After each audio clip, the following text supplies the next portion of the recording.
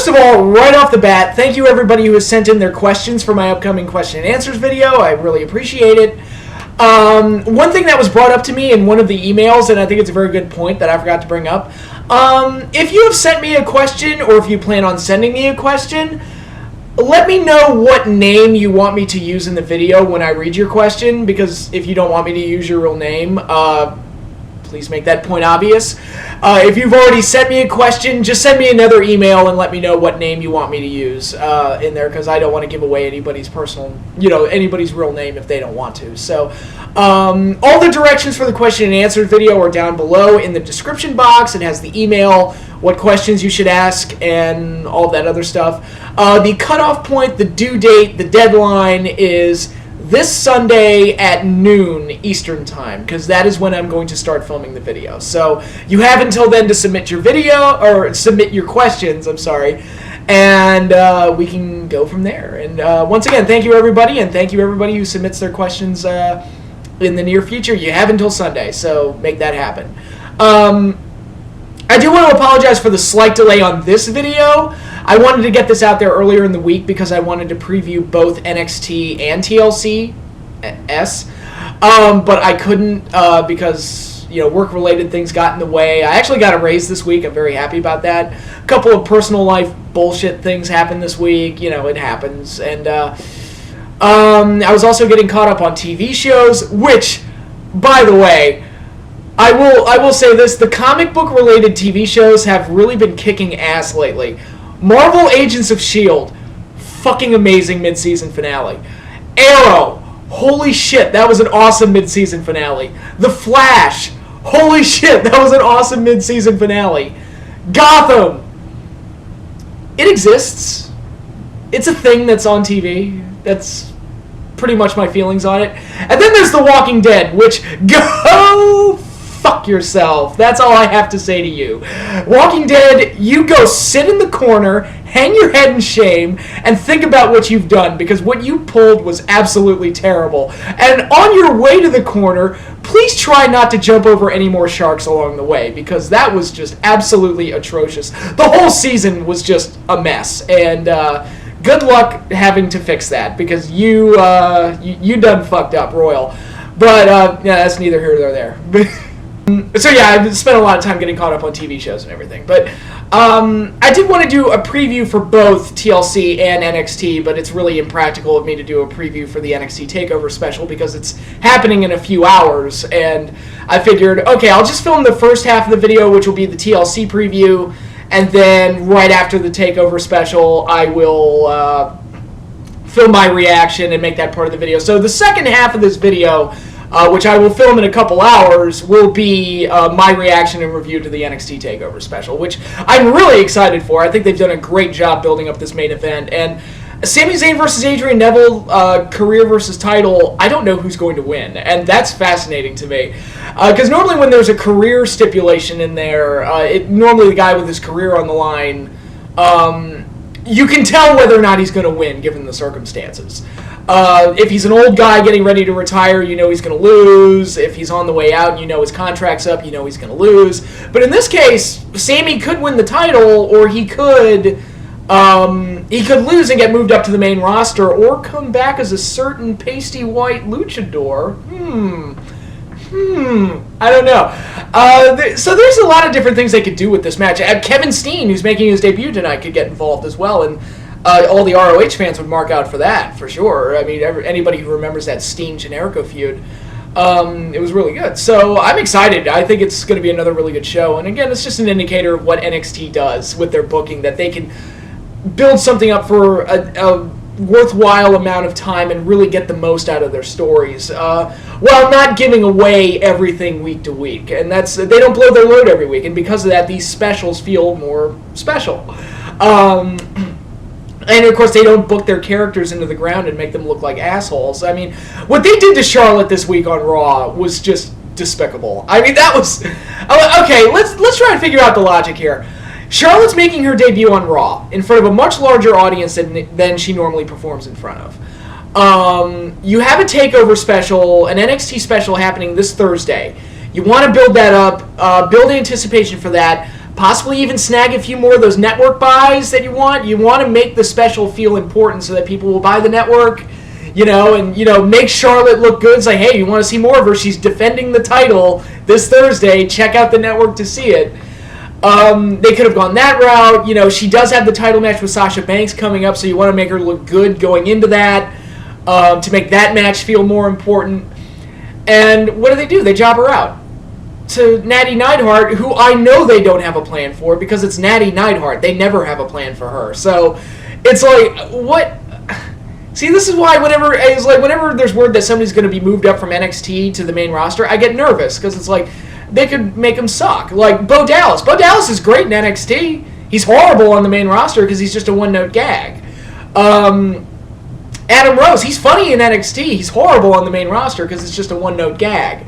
And I'm sure, I guarantee you the same fucking thing would happen to the Vaudevillains, who I love, by the way. They are hilarious. And those skits that they do, the training vignettes that are done in the silent movie style are hilarious. I don't care what anybody says. Those things are fucking funny.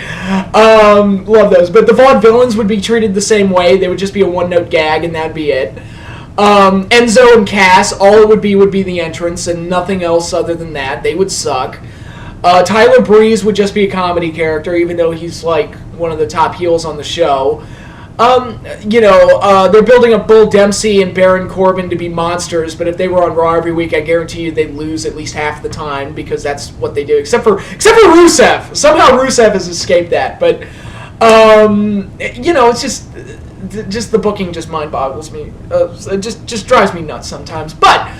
With that, I am going to review the NXT special at the second portion of this video. But first, let's talk about TLCS: Tables, Ladders, Chairs, and Stairs. Which, good job on that name and on that gimmick. But I mean, this pay-per-view, it just reeks of we don't have a plan for this show. And really, it's just we're taking the Survivor Series match from last month and like splitting it up into a bunch of singles matches just to make a card. Even though the storyline for Survivor Series is over, so there's really no reason to continue it. But whatever. There's not a whole lot going on storyline wise. They're kind of just killing their time until Lesnar comes back for the Rumble, and they're throwing a bunch of gimmicks out there to kind of window dress it and make it seem more special than it actually is. I'm not saying the matches will be bad. Well, some of them will be, but the wrestlers will do their part and try to make it work. It's just the booking's not there. The Raws leading into the show have been terrible. There's just no intrigue. It's just okay. It is what it is. And if the show turns out to be good, it'll be because the wrestlers broke their ass to make it happen. It's one of those deals. Let's start off. What's on this card? The pre-show match I have to talk about because I have to shit on this new gimmick. The New Day versus Stardust and Goldust. Now, can anybody explain to me why we couldn't have what the original version of the Xavier Woods, Kofi Kingston, Big E Langston stable was supposed to be? Where my impression was that the gimmick was supposed to be a group of black wrestlers who are upset over the mistreatment of black wrestlers and that they always get saddled with stereotypes.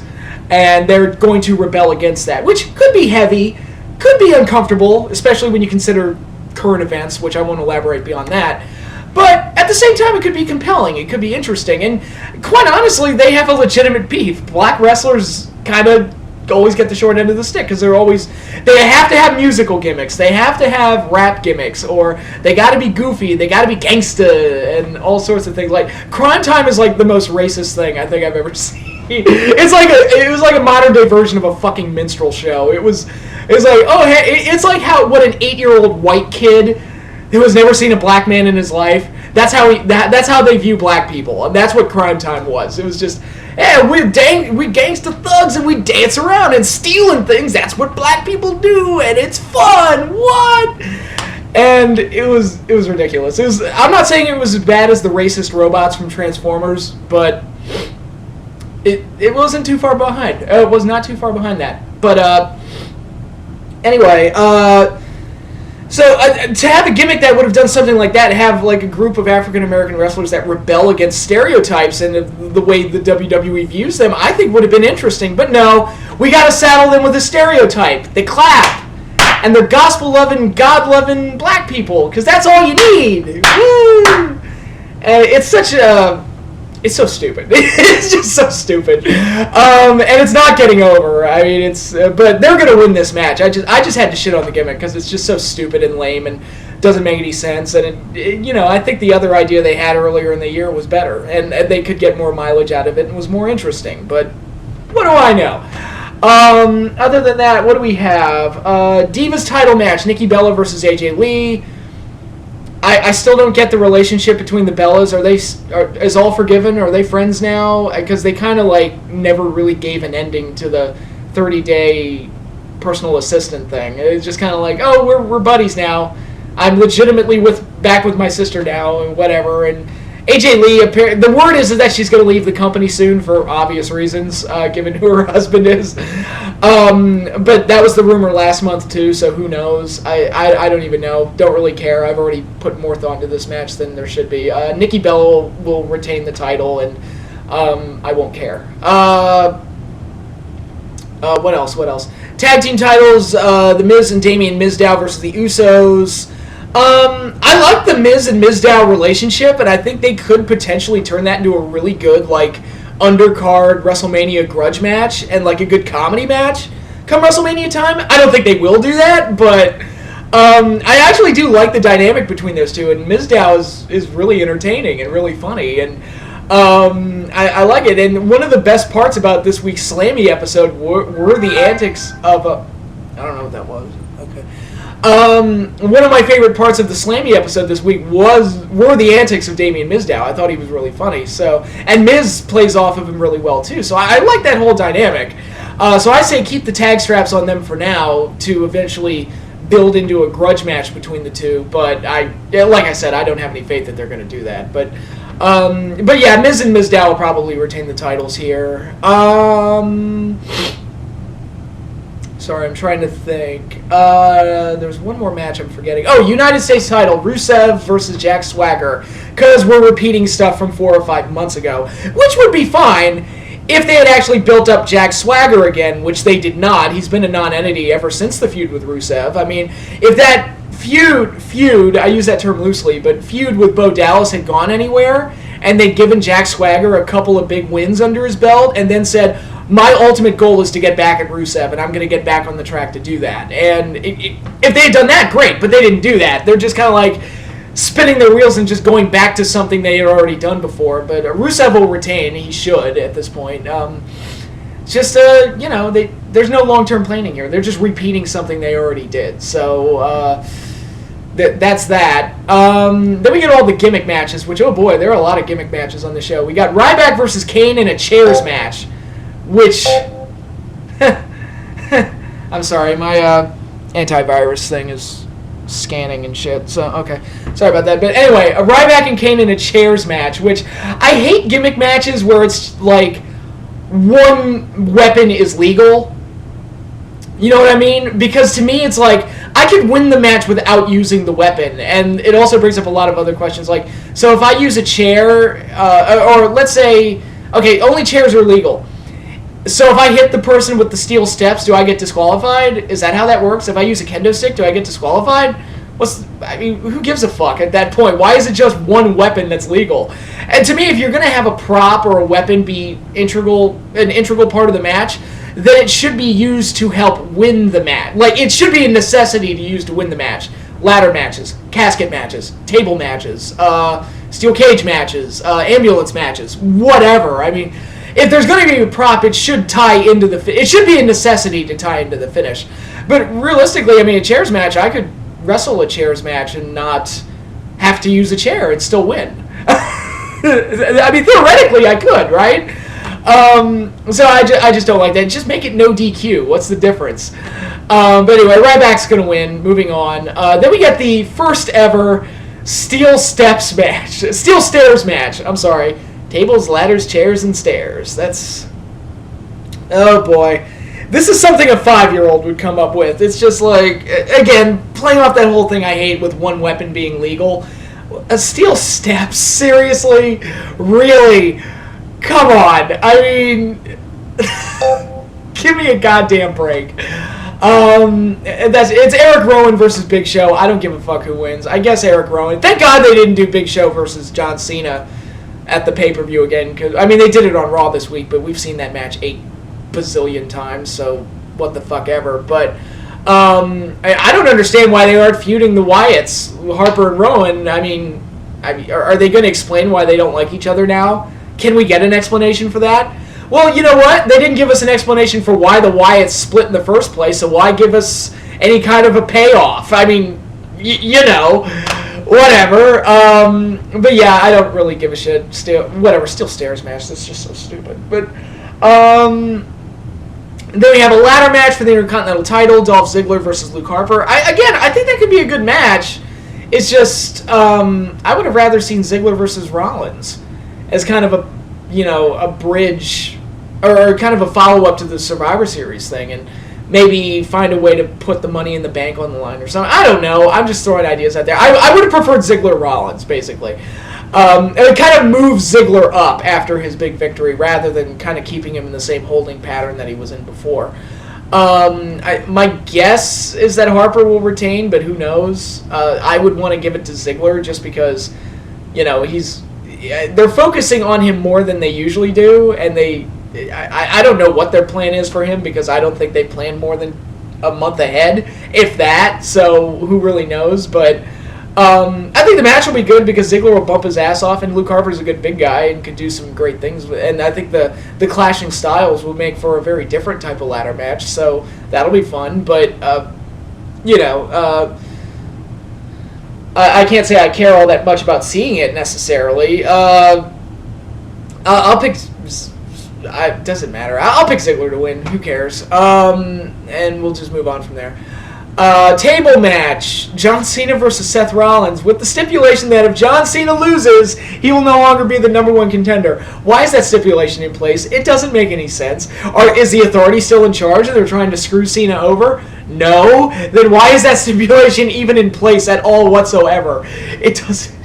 And because that stipulation is in place, I know Cena's not going to lose, because there's no way it's going to be Rollins versus Lesnar at the Royal Rumble. That's not it. They're just not going to do that. And it's most likely going to be Orton and Rollins, maybe even at Mania, which that would be fine. I'm totally fine with that feud. But it's just like, I don't even understand the point in doing this match, because it's like, we all know Rollins is going to lose. Why give Rollins another pay-per-view loss right after losing a Survivor Series? Just like, just not have this match. Because I don't care. Because I know Cena's going to win, and who gives a fuck? But that is what it is. Then we have what I assume will be the main event: tables, ladders, and chairs. Bray Wyatt versus Dean Ambrose. Two talented guys, two great characters that are trapped in a directionless feud that doesn't really make any sense. That doesn't fall on them, it falls on the writing. I think they'll have a hell of a match, because I just think the gimmick that's involved and the talents of both guys will just make it a good match regardless of any roadblocks that are in their way. I would think Dean Ambrose would win, just to give some kind of finality to the feud. But who really knows at this point? I do think it'll be a good match. I just wish the feud was better. See, again, this would be a perfectly acceptable main event if you don't have your world champion available and you want to do a big grudge match as a main event. I'm totally fine with an Ambrose-Wyatt feud. I just think the feud that they went with doesn't make any sense, so it kind of undercuts my excitement for it. And that stuff does matter. I know a lot of people are like, no, it's all about the in-ring action. That's all that matters. But no, you got to make me care, and you got to give me a reason to want to see one guy win over the other. It's storytelling. You got to give me a reason to want to see the payoffs, and the matches are supposed to be the payoffs. And they just haven't done a very good job of setting this up. But I do think they'll go out there and do the best they can, and hopefully it's good. And I'm picking Dean Ambrose to win. But yeah, that's tables, ladders, chairs, and stairs. Just an over-gimmicked pay-per-view that will... If it's good, it'll be because of the effort of the guys. And that's it. And but the storylines going in are still shitty, and the Raws leading into it have been horrible lately. So that's kind of the state of the main WWE product. But I am going to take a break now, and I'm going to go watch NXT TakeOver, and I will be back in 10 seconds with my review.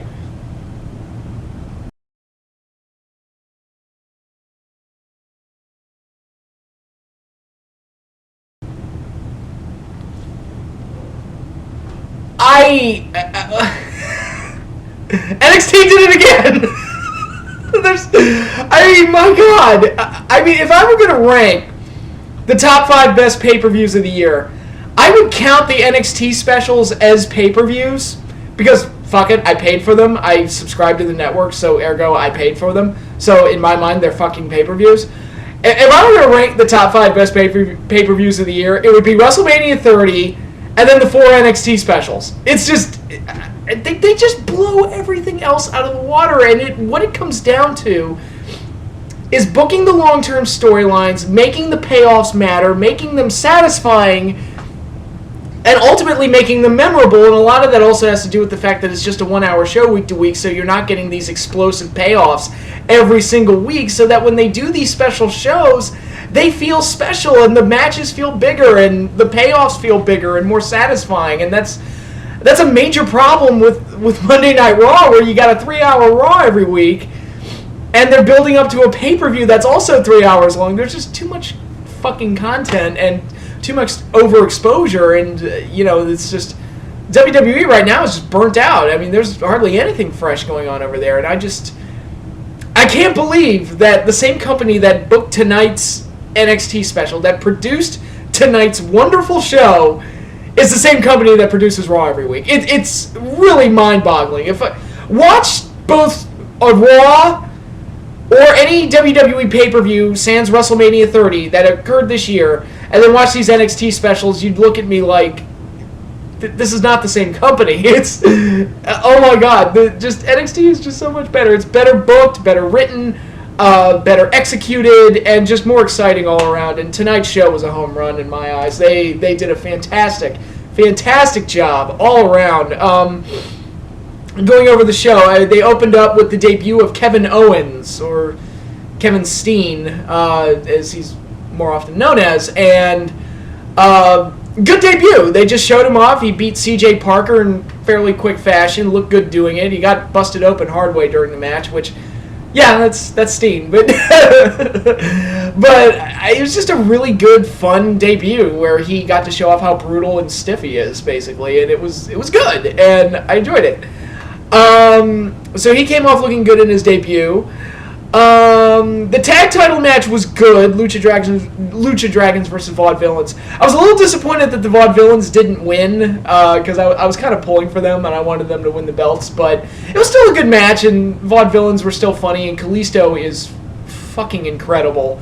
He really does remind me of Rey Mysterio circa, like, 96, 97. Just unbelievable, some of the things he does, and...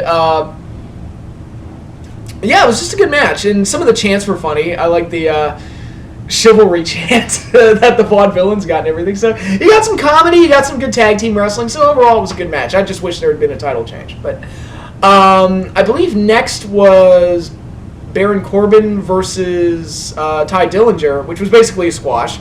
The typical squash that they've been doing with Baron, although this one was a little longer than most. I like that the crowd actually chants they count the seconds for his matches. I think that's a neat little... gimmick for all of the squash matches, and I love the idea of feuding him with Bull Dempsey, and I'm really glad they didn't pull the trigger and do the match at this show. They could save it for their next special in February and build it up a little bit more, because I've got like a dozen ideas of things that they could do. They've been doing the dueling squash matches on NXT. I think they've done it twice. I was thinking they could do things where Bull gets mad that he can't beat Baron Corbin's time, so he starts like doing things to quicken the pace, and maybe it almost costs him a match and he gets increasingly frustrated or something like that. Or, there's a lot of different things they could do with that, I think. And there was definitely more room to grow that feud, so I'm glad they didn't pull the trigger right away. And they're saving it off in the future. And I love the idea of that feud.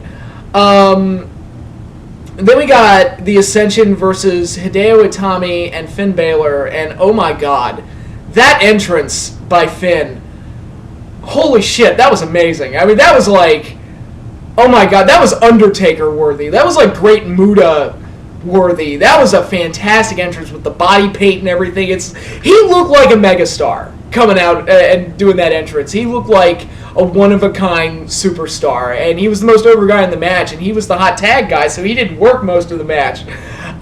Which again, very Undertaker-like. I remember a lot of Undertaker babyface tag matches on like Coliseum videos or stuff like that, where he'd be the hot tag guy and he'd basically be on the apron the entire time, and the entire match the fans were just chanting for Undertaker, and once he got in he would clean house. Survivor Series 93, that was like an example of that. And that's sort of what happened here, where Finn was clearly the most over and interesting guy in the match, and he wasn't in most of it. But a really exciting tag match, very good, very fun, nice payoff to the rivalry that they've been building for a few months. And like I said, Finn Balor looked amazing in there. And of course, Hideo Itami setting up for the GTS and not getting to do it. I don't know if that was a shot at Punk. Although I mean, it is his move. It is Hideo Itami's move. It's not originally Punk's, but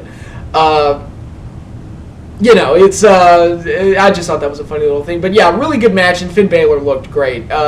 From a presentation standpoint, the way he carried himself, the entrance was fantastic, and he looked good in the ring too. So, really enjoyed that match. The babyfaces got the win, and we can close the book on that rivalry. It was really good. And apparently, the Ascension's going to get called up soon, which I feel sorry for them. they're a tag team getting called up, which means they're not gonna. WWE's in that mode again where they're kind of breaking up tag teams left and right, and they're not really focusing as much on tag teams as they should be. But, here's hoping. I wish them the best if they do get moved up, and the rumors are true. Then we got Sasha Banks versus Charlotte for the NXT Divas title, which, once again, I've watched all 4 NXT specials. I did not see Arrival live. I saw it months after the fact. But the 3 shows that preceded this, Paige and Emma had a really good match. Charlotte and Natalya had one hell of a match, one of the best matches of the year, women or otherwise. Bayley and Charlotte had a hell of a match at the last special, which I said was my favorite match on that show. And then Sasha Banks and Charlotte come around, and they have an outstanding match as well. So it just goes to show you, if you've got the right talents involved, if you've got the right situation, the right feud, and you just let the girls do their thing, they can shine too, and they can be an important part of the show. And it shouldn't just be this side thing where it's like, oh, isn't it cute, we're letting the girls play, and they can be the main event buffer, or they can be the filler match, or something like that. And it's like, no, they're great. They're awesome. Charlotte is like the Peyton Manning of women's wrestling, and watching this match made me even angrier over the way she was booked on Raw this week, where it's like, it's her Raw debut, and you give her 2 minutes and you have her lose right before she's supposed to have a big title match, and which I don't understand that decision at all. It confuses me, but whatever. She goes out tonight and once again tears the house down with Sasha Banks, and they had a hell of a match. And Sasha, I didn't realize how good of a worker she is. I'd known that she was good, and I liked her character. She just has like a natural bitchy vibe to her that really comes across naturally. But I didn't realize she was this good, and she hung with Charlotte every step of the way. It was just an outstanding match, and she's a great heel, Sasha. And Charlotte, like I said, Peyton Manning of women's wrestling. She's fantastic. And when you expand on the division, you've got Bayley, who is this wonderful underdog and very talented. You've got Becky Lynch. She's exciting to watch. Paige came from there, and she was better in NXT. I've gone back and watched some of it. She was much better in NXT than she is in WWE, because in NXT, they gave her a platform to shine. Emma, same thing. In WWE, on the main show, she's just the girl that does the goofy dance, but she was more nuanced and more, she had more to do in NXT, and she was just better. They know NXT, they book their women in a way that's meaningful. They let them develop their own characters. They're able to get their own personalities over, and the matches mean more, and they're talented enough to carry those matches. And this one was just fantastic. It was a great, great match, and kudos to them. And that match, granted, Neville and Zayn, which I'll get to that in a minute, that was the main event, but on most other shows, that could have been a main event. I would have taken that as a main event gladly. It was just a great match. But let's get to the true main event. Sami Zayn versus Adrian Neville. Holy motherfucking shit, that was incredible. That was an absolutely outstanding match. That was helped by the fact that I did not know who was going to win. Again, smart money was on Sami Zayn, but I thought that there was that possibility that he could be getting moved up to the main roster and he would lose, and they would turn Neville fully heel and just go about things that way. But just a wonderful match, from the athleticism of it to the story that they told. I loved the story point where they did the ref bump and Sami Zayn was able to get the NXT title and he was tempted to use it as kind of that, show that killer instinct that you've never shown before and be that guy that's willing to cheat to win the title. That's the only way that you can do it. And Sami Zayn was tempted to the dark side, but he said, no, I'm going to do things my way. And it looked like it almost cost him. There were a couple of times where I thought Neville had him, and it was like they were setting up for a really heartbreaking loss. But in the end, Sami Zayn did it his way, and he ended up winning the championship, which is a wonderful story. The nice guy wins. The nice guy won by keeping his morality in check, and that made for a very nice conclusion to Sami Zayn's whole story. And the title win was so satisfying and so felt just a beautiful payoff, and was really well done with the big celebration. Of course, I noticed Kevin Steen and Sami Zayn sharing that moment together, which makes me think, are we going to have a thing where they feud eventually? I mean, they were hugging and celebrating with each other, but it makes me wonder, they're interacting already. Interesting. We'll see where that goes in 2015, but just a wonderful, wonderful match. Might even be my favorite match of the year so far. I'm not even kidding. That was just outstanding. Just beautifully told story. Great work by both guys. Wonderful payoff. It was one of the most satisfying title changes of the year. Really, the only other one I can think of that would match it would be Daniel Bryan at WrestleMania. It was just fantastic all around, and just a great capstone to what was yet another well-booked, well-produced, well-executed, excellent NXT 2-hour special. And I can't praise it enough. And, I watch shows like this with the Zayn and Neville, the rivalry that went into it, and then the payoff with that excellent match. I see things like the NXT Divas, and I see things like Finn Balor coming into his own, and Tyler Breeze getting to show off his personality week to week. And granted, he wasn't on the show this week, but Bull Dempsey and Baron Corbin, them having their feud, which I find immensely interesting, because, hey, the two guys that squash people are going to have a feud. What's going to happen when they have their eventual match? I don't know, but I want to find out. Just the way that they book things, the way that they execute everything, the patience that they show week to week to get to the big specials, to give you those payoffs. It's so well booked and it's so well done that, I remember I was at a point a few years ago with SmackDown. It's like, why the fuck do I even bother with SmackDown? It's just Raw Junior, and nothing important ever happens, so why even bother? Well, now I'm at a point where it's like, what the fuck do I even need Raw for? I mean, seriously, what is to be gained from watching Raw every week at this point? The show's terrible. It's horribly written. The direction is scatterbrained at best. And you flip over to NXT, which is produced by the same fucking company, and it's outstanding. It is amazing. You flip on the El Rey network, you get Lucha Underground. It's something different. It's a different flavor. It's interesting. It's entertaining. I like it. I want to get fully caught up on it. It's great. You got a New Japan show coming in January that's going to be commentated by the greatest commentator in the history of the business, Jim Ross. I want to see that. There's plenty of good wrestling out there. TNA is going to Destination America.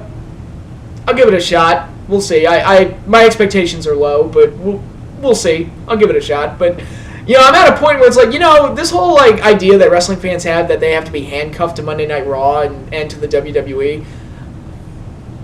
Handcuff yourself to something good. NXT is good, and it's WWE. I am praising the WWE for part of their product. Your NXT product is absolutely amazing, and I will gladly continue subscribing to the network just so I can keep watching it. Because I want to put my money... I've even sent them an email as part of feedback. It's like, look, the main reason I have the network is so I can watch NXT, and I want to put my money to something that I believe in and something that I enjoy. I mean, the pay-per-view archive is great.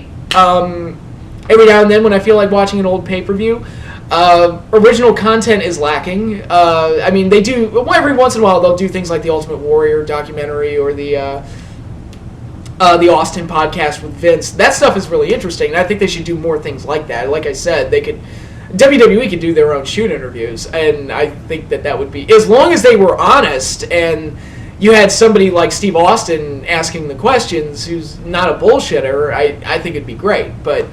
the main reason I tune into NXT, or tune into the WWE Network and continue to subscribe to it is NXT. That's the main reason, and I want to make that perfectly clear to them. that it's your best product and it deserves my money. So, so yeah, congratulations to everybody that worked on tonight's NXT show. It was outstanding. It was wonderful. And I look forward to watching more. The Sami Zayn-Neville match was outstanding. Finn Balor looked like a megastar. Kevin Owens had a great debut. The women's match, Sasha Banks and Charlotte, that was beautiful, wonderful. Just a fantastic show. It was just great, and I loved it. And I just know, not to keep like bashing WWE again, I know that TLC, like I said, if the show is good, it'll be because the wrestlers bust their asses to do so. But I know I'm not going to remember it in 6 months, because what payoff are they going to offer? Because I mean, Ambrose and Wyatt, I don't care who wins. So what? Like, the feud doesn't make any sense. Cena's going to beat Rollins. Whoop-de-doo. I don't care. Plenty of stuff like that. They give me a stairs match. I mean, what more could I possibly want? I'm getting a fucking stairs match. But yeah, if more wrestling shows were like NXT, the business would be in a much better place right now. Even if Raw would adapt at least a little bit of the booking of NXT, we'd be in a much better place right now. But as it stands, NXT is amazing. It's wonderful. I'm glad I started watching it. That first Takeover special I watched really caught my attention, and I've been a fan ever since. And it's been so refreshing to have this to look forward to. Watching the weekly shows and then watching the 2-hour specials. They've hit it out of the park almost every single time. I mean, it's amazing. And I love NXT. It makes me happy. So I'm a happy wrestling fan tonight. That show was absolutely incredible, and I can't praise it enough. It was wonderful. And like I said, Adrian Neville and Sami Zayn for the title, that might be my favorite match of the year. It was that good. It was outstanding. Wonderful. I can't praise it enough. But that is all I have for now. So, another quick reminder, the instructions for my question and answers video. If you want to submit questions, down below in the description box, go ahead and check that out. And thanks in advance for your questions. Thank you to those who have already sent questions. But that is all I have for you now, and I will see you all next week. So, later, everybody.